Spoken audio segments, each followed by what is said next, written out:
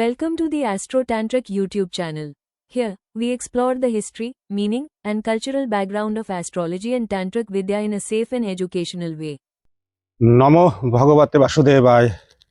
নমস্কার বিশ্ববাসী, প্রণাম নিও সবার চরণে কোটি কোটি প্রণপাত। শিশুদের গ্রহ শান্তি, শিশুদের গ্রহ শান্তি। দেখো, কিছু শিশু আছে, অনেক শিশু পাওয়া যায় ছোটবেলার থেকে রোগ ব্যাধি, নানান রকমের সমস্যা লাগে থেকে কোনো কিছুতে ডাক্তার কবিরাজ দেখাইয়া কিছুতে কুল কিরানা পাওয়া যাচ্ছে না। আর বেশিরভাগ কবিরাজরা, আমিও বলি যে শিশুদের গ্রহ চিকিৎসা করা যায় না। গ্রহ তো গ্রহই হয়, গ্রহ কখন কারে ধরবে কিসে ধরবে ও বলা যাবে না। একটা পশুরেও গ্রহতে ধরতে পারে।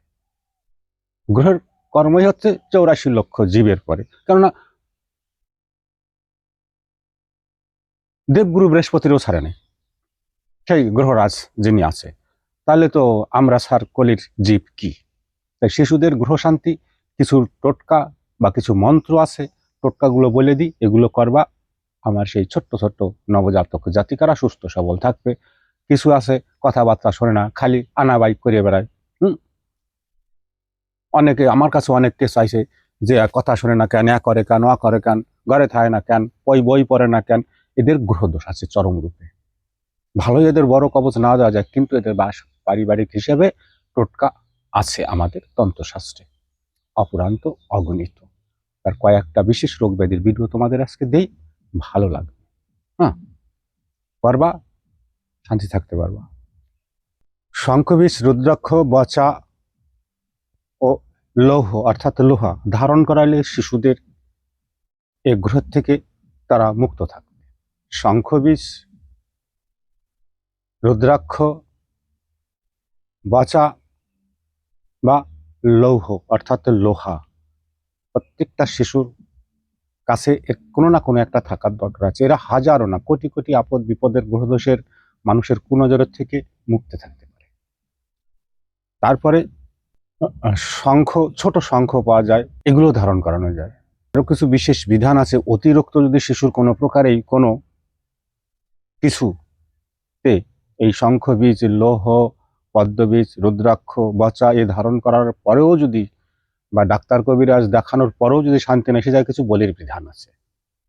এগুলো দেখো পুরোপুরি আমাদের তন্ত্রোক্ত, যা শৈব শাস্ত্রে অর্থাৎ শিব পুরাণে কথাগুলো আছে। আমি সেই জায়গার থেকে কিছু নিয়মা বা মন্ত্র বলে দিই, শোনো। যদি কারো শিশু অতিরিক্ত এরকম সমস্যায় ভুগতে থাকে, তাহলে ছোট্ট কাজ করবা নিজেরা, মা বাবারা মিলে। শিশু সুন্দর থাকবে, সুস্থ থাকবে, শরীর স্বাস্থ্য ভালো থাকবে, মেধাবী হবে, জ্ঞান বুদ্ধিবান হবে। ছোট টোটকা, 2-4 পয়সা খরচা বাড়িতে করে আমরা যদি এগুলো করি শিশুদের মঙ্গলার্থে, শিশুরা অবশ্যই ভালো থাকবে। মন্ত্র বলি, শোনো। ওং কং টং গং গং বৈন্যতায় নমঃ। ওং হুং হাং হও হ্রিং বাল গ্রহা আদি ইলিং গৃহীত বালাং মুঞ্চুত্ত সাহা।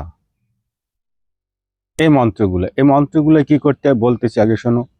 ওং, এই মন্ত্র দ্বারা বলি প্রদান, এই মন্ত্র দ্বারা বলি প্রদান, গ্রহ শান্তি কাটাইলে বালকদের জীবনে নিরাপদ হয়, শিশুকালে কোনো রোগ হয় না ও স্বাস্থ্য ভালো থাকে। বলি যে কোনো কিছু বলি অনেক বিধান আছে। বলি বলতে গেলে সবার গায়ের কাটা সেরে উঠবে না। বলি আমাদের সনাতন ধর্ম তন্ত্রশাস্ত্রে জঙ্গলের পশু না। বলির বিধান আছে, জঙ্গলের পশু না, জীব নরবলি না। যেরকম কিছু বলি আছে, চাল কুমড়া যারে প্যাঠা বলা হয়, তারপরে তিল চূর্ণ, গম চূর্ণ, চালের গুঁড়ি, এগুলো দিয়া হয় যা তুমি ছাগল বলি দাও, ছাগলের আকৃতি ধারণ করবা। হরিণ বলি দাও, হরিণের আকৃতি ধারণ করবা। মাছ বলি দাও, মাছের রূপ বানাবা। কৈতার বলি দাও, কৈতার রূপ ধারণ বানাইয়া তাতে প্রাণ প্রতিষ্ঠা করিয়া ব্রাহ্মণ ডাকে পূজা আদি করিয়া বলি মন্ত্রে বলি দিলে বালকদের গ্রহ শান্তি সুন্দরভাবে দূর হয়ে যায়। আর এক দাদাভাই কমেন্ট করে বলছে মৃত্যুঞ্জয় কবচ। দেখো, মৃত্যুঞ্জয় কবচ ধারণের থেকে মৃত্যুঞ্জয় জপ কবচ আছে, সেটা যদি বছরে একবার করা যায়, সারা বছর নিরাপদে সব রকমের গ্রহদোষ, অশান্তি, রোগ ব্যাধি, সাংসারিক শান্তি এর থেকে মুক্তি থাকা যায়। যদি হয় বলবা, তারপরে দেখা যাবে, দেব তোমাদের। বালকদের যে মায়েদের যে হতিসার অর্থাৎ শুকাইয়ে যায়, হতাশ লাগে না? কেউ দিদিমা আসলো, মামা আসলো, কি মা বাবা দূরে গেল, তখন দেখবা যে এই ওই কারণে বা কোনো জায়গায় কারো দেখে বা কোনো খাবারের নজর লাগিয়ে ছেলেপেলেদের পেট খারাপ হয়, পায়খানা হইতে তাহলে থেকে মায়েদেরও হয়, হতিসার রোগ বলা হয়। এই মা বা শিশু দুইজনের এই সামান্য টোটকা যদি করো, ঘরে দুজনে সুস্থ সবল সুন্দর থাকবে। কি? বট পাতা, জামের পাতা ও আতপ চাল। বট পাতা ও জামের পাতা ও আতপ চাল। আতপ চাল হালকা চূর্ণ করিয়া তারে জলে ভিজাইয়া, বট পাতা আর জামের পাতা হালকা ছিঁড়িয়া জলে ভিজাইয়া রাখবা। খানিক সময় ভিজানোর পরে ওই জলটা মা শিশু দুইজনেই অল্প অল্প করিয়া দিনে 2 বার 2-3 দিন খাবে। ওই রোগের থেকে মা শিশু দুইজনেই মুক্তি পাবে। এর জন্য বড় ডাক্তার কবিরাজের কাছে যাওয়ার দরকার নেই। দ্বিতীয়, হিতকার। যেরকম এরকম আছে না, কিছু শিশুদের হতেই থাকে, মায়েদের হতেই থাকে হিতকার রোগ, মানে আবার এরকম হাই ছাড়ে, এগুলোর হিতকার রোগ বলা হয়। এর জন্য আরো একটা গাছগাছার টোটকা দিই। এই রোগে দেখো বমিও হয়।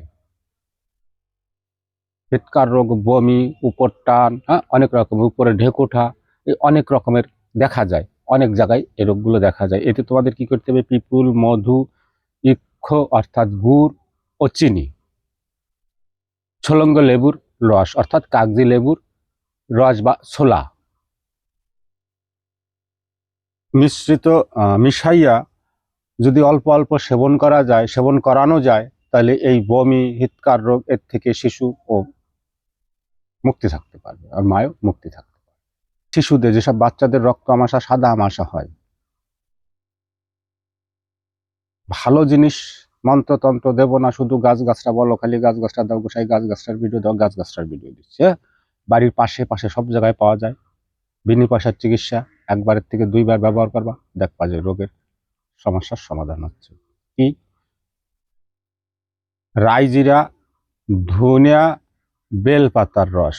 রাইজিরা চূর্ণ, ধনিয়া আর বেলপাতার রস একসাথে মিশাইয়া যদি অল্প অল্প সেবন করায়, দিনে 2 থেকে 3 বার, রক্ত আমাশা একদম নিরাময় হয়ে যাবে। রাইজিরা অর্থাৎ জিরা, কালো জিরা আর রাইজিরা, যেটা আমরা সম্বারা খাই ওটার বলা হয় রাইজিরা, আর যেটা আমরা ওই যে বাটা বোটা খাই শাক পাতার সাথে, কালো জিরা। রাইজিরা, প্রশ্ন করতে পারো রাইজিরা গোসাই কাকে বলে? রাইজিরা যেটা আমরা সচরাচর সব মশলা স্বরূপ তরকারিতে সম্বারা বাইটে খাই, ওটা রাইজিরা বলা হয়। আর কালো জিরা আলাদা, তো নাম তো কেউ জানো না। কি করতে হবে? রাইজিরা আর ধনিয়া চূর্ণ করে তার সাথে বেলপাতার রস মিশ্রিত করিয়া অল্প অল্প সেবন করিলে অবশ্যই রক্ত আমাশা, সাদা আমাশা শিশুদের নিরাময় হবে। কাশ ও জ্বর যাদের দুইটাই একসাথে আছে, তাদের জন্য কি আছে সেই চিকিৎসা? কাশ ও জ্বর, বড় ছোট সবাদের জন্য আয়তি চূর্ণ, মধু সহ পেল্লব সেবন না, মাফ করবা, সেবন না, পেল্লব কপালে, নাভিতে এদের লেপ দিলে পর জ্বর বমি 2 নিরাময় হয়, কপালে আর নাভিতে।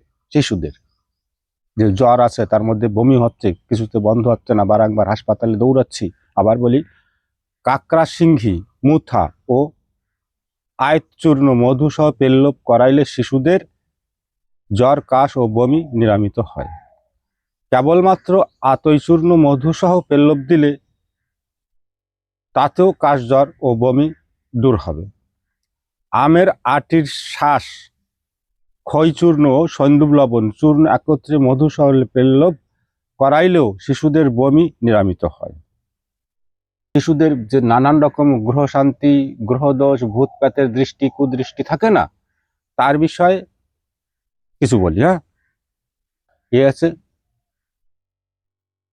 বৃহৎ ইন্দ্রজাল তন্ত্রের থেকে দিচ্ছে, কিন্তু কেননা এত গাছগাছরা দুনিয়ার সব তো আর মুখস্থ রাখা যায় না, কোথাও না কোথায় লিপিবদ্ধ ছিল, তারপরে আমরা পাইছি বৃহৎ ইন্দ্রজালের থেকে।